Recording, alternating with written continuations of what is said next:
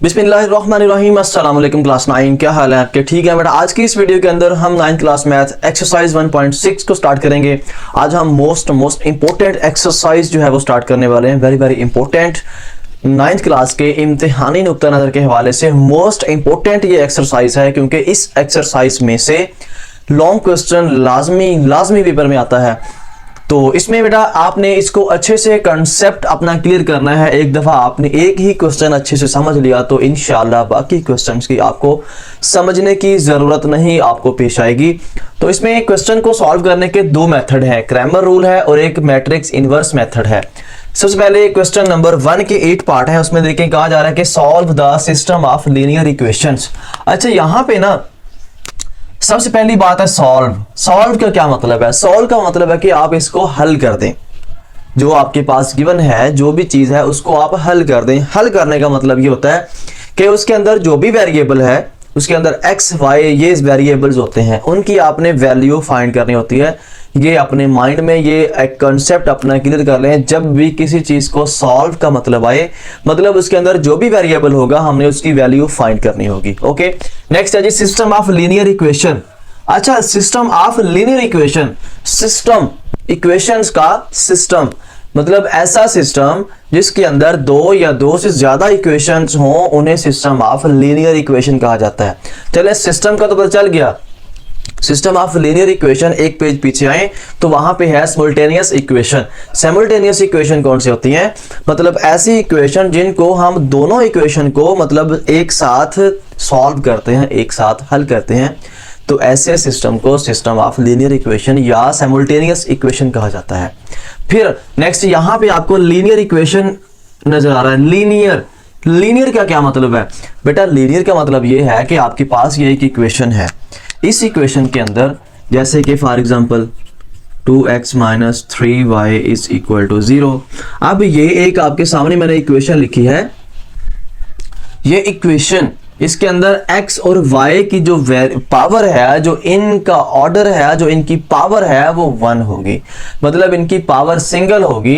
तो ऐसी इक्वेशन को लीनियर इक्वेशन कहा जाता है। मतलब x की जो एक्सपोनेंट है, y का एक्सपोनेंट है, वो यहाँ पे 1 है।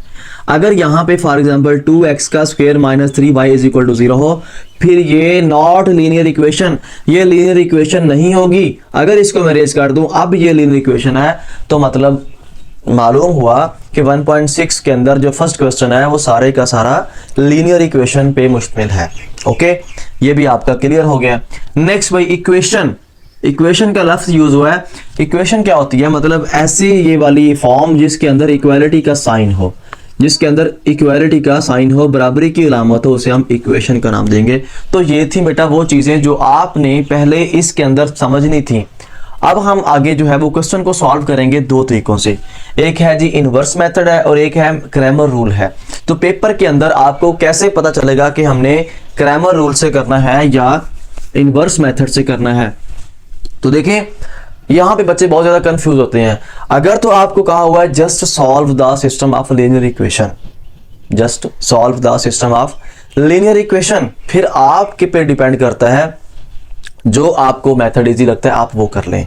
अगर आपसे कहा गया है कि क्रैमर रूल से सॉल्व करें, solve the equation by Cramer rule, फिर आपने क्रैमर रूल को उसको यूज करके क्वेश्चन को सॉल्व करना है। अगर आपसे कहा जाए कि इनवर्स मेथड को यूज करें, फिर आपने इनवर्स मेथड को यूज करना है।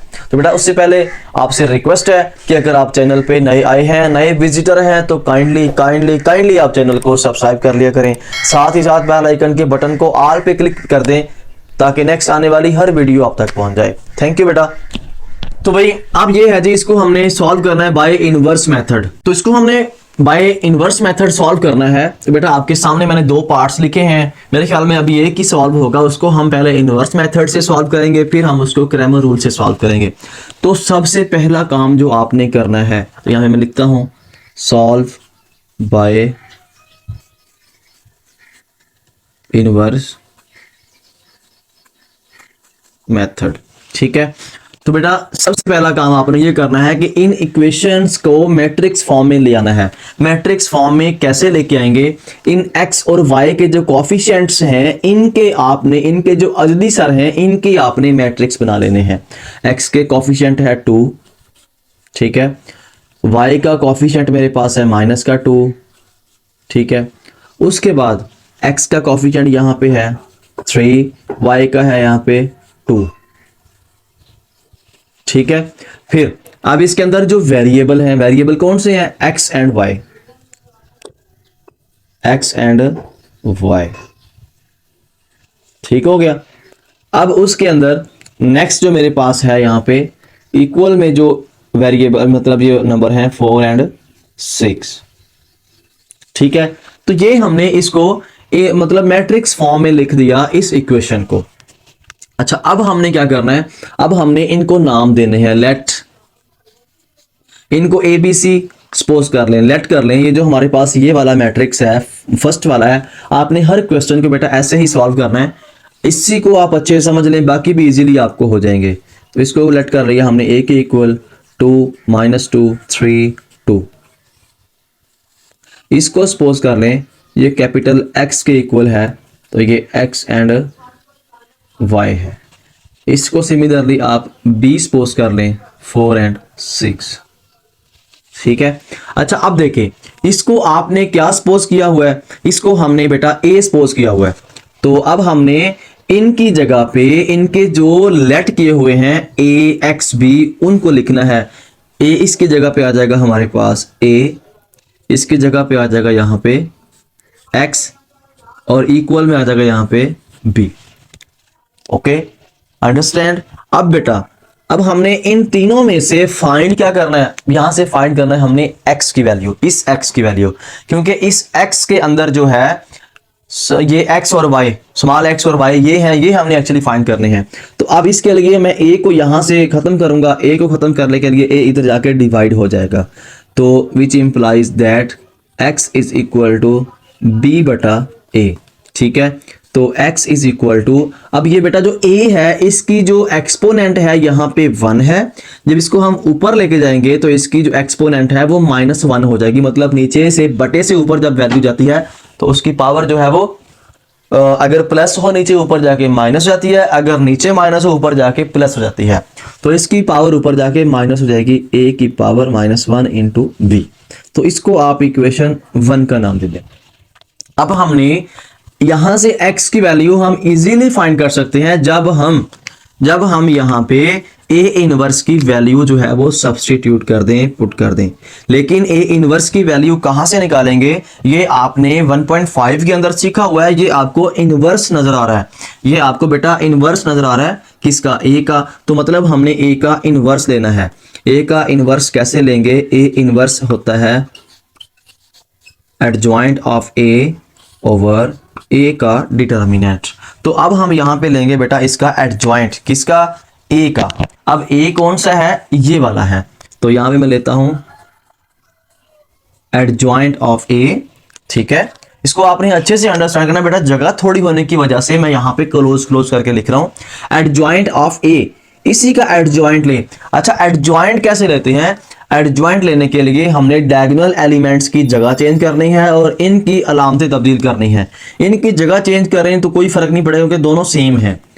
तो इनका साइन चेंज किया तो प्लस का 2, इसका साइन चेंज किया तो माइनस का 3, इसको यहां पे भी आ जाएगा हमारे पास 2, ठीक हो गया।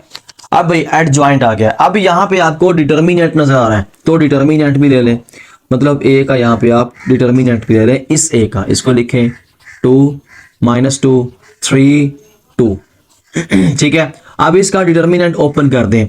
ओपन कैसे करेंगे, पहले बेटा ये वाले एलिमेंट्स मल्टीप्लाई होते हैं, 2 इंटू 2 कितना हो गया 4, इसके दरमियान में हमेशा माइनस आता है, 3 इंटू -2 तो माइनस का 6 आ जाएगा, विच implies that 4 minus minus plus का 6। तो a का डिटर्मिनेंट हमारे पास आ गया 4 + 6 10। a का जो डिटर्मिनेंट है वो 10 आ गया, ठीक है। मतलब हमारे पास एडजॉइंट की वैल्यू भी आ गई है और उसका a का डिटर्मिनेंट भी आ गया है। अब इन्हीं वैल्यूज को उठाएं, a इनवर्स में पुट करें, ठीक है।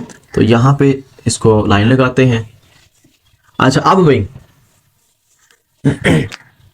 a इनवर्स लें पहले, a inverse is equal to adjoint of a क्या था, ये हमने लिया हुआ है, ये वाला 2 2 -3 2 2 2 -3 2। इसके बटे में आ जाएगा a का डिटर्मिनेंट क्या था 10। ठीक है, अब भाई अब आप ऐसे करें, अब बेटा हमने इक्वेशन 1 के अंदर, इस इक्वेशन के अंदर a इनवर्स की वैल्यू पुट करना है और साथ b की वैल्यू को मल्टीप्लाई कर देना है। ठीक है, तो अब यहां पे ये वाली इक्वेशन पहले आप लिखें, इक्वेशन आएगी x is equal to a inverse into b। अब भाई x is equal to a inverse की वैल्यू ये वाली है 2 2 -3 2, ठीक है, ओवर 10, और b की वैल्यू जो है वो b की वैल्यू हमें ये वाली दी हुई है 4 और 6, 4 इंटू 6।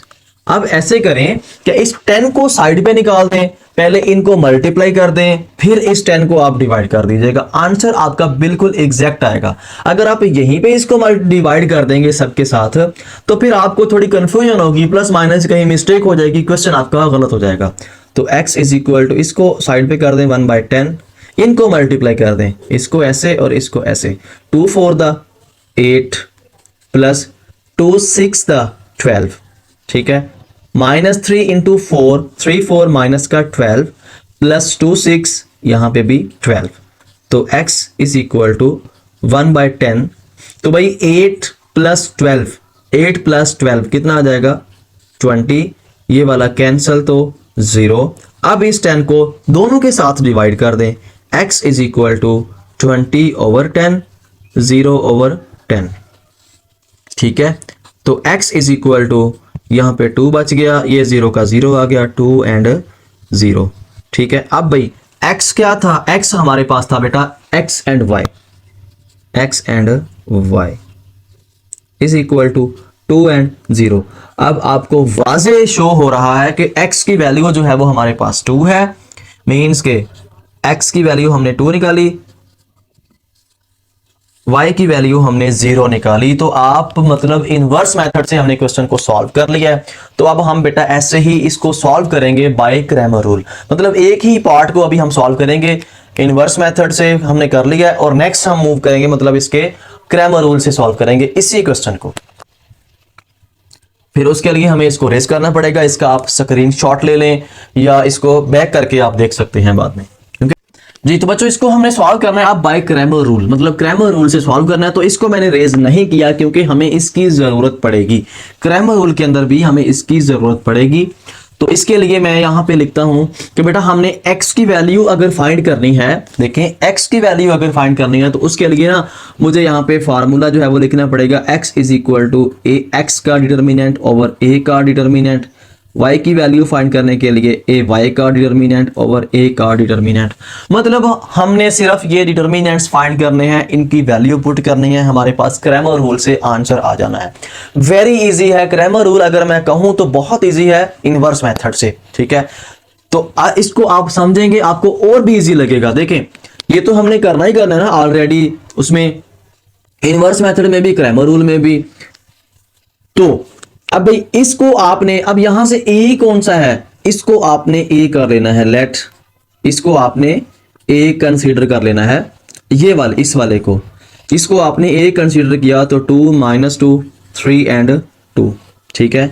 अब a तो हमारे पास है, लेकिन हम ax कहां से लेंगे, ax कहां से बनाएंगे, ax वाला जो मैट्रिक्स है वो कहां से लेंगे। देखें इस a के अंदर हमारे पास दो कॉलम है, एक x वाला कॉलम है और एक y वाला कॉलम है।